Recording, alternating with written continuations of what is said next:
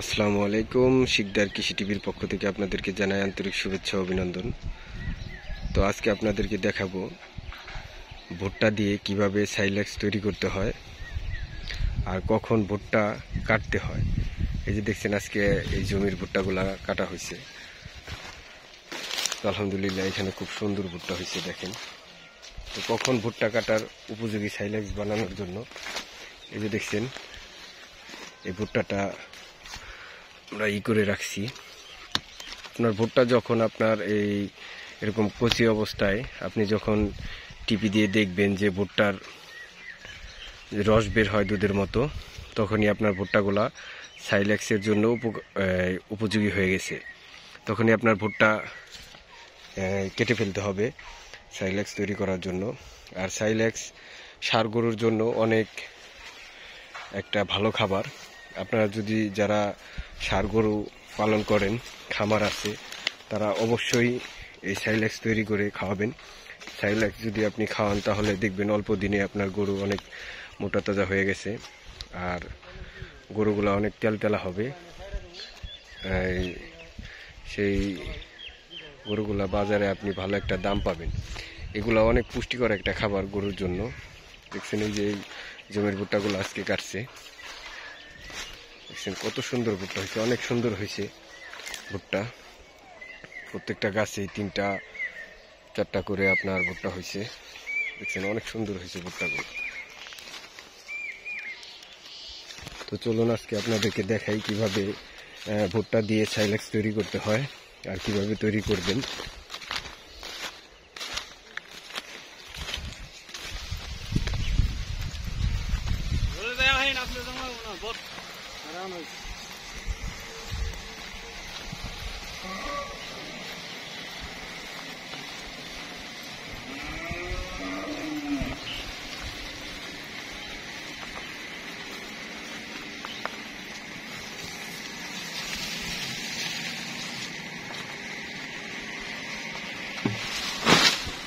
দেখছেন বন্ধুরা, এই যে এই মেশিনটা দিয়েই এই ঘাসগুলা কাটা হবে ভুট্টার। দেখছেন বন্ধুরা,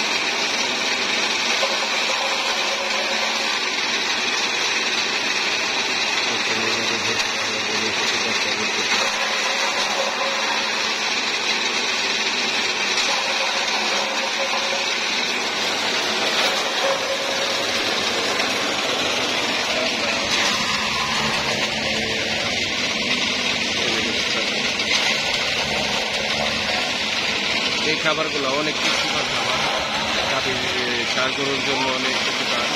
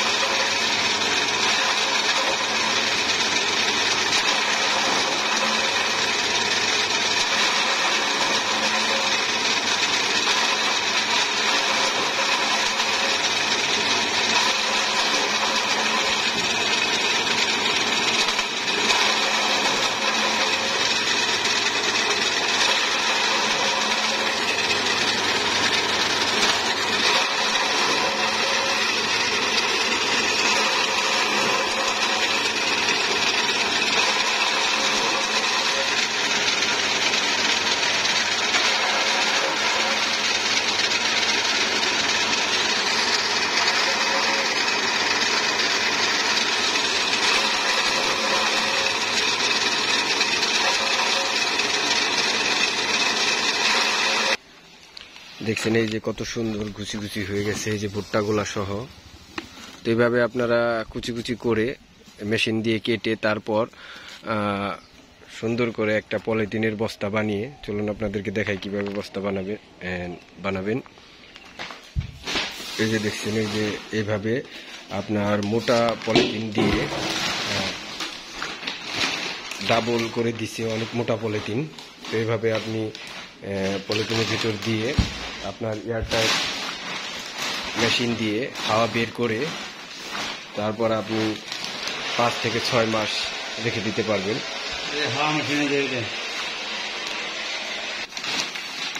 দেখছেন এইভাবে সুন্দর করে আপনার নিচে আবার অল্প কিছু খড়কোটা দিয়ে নিয়েছে যাতে রস থাকলে পিছনে।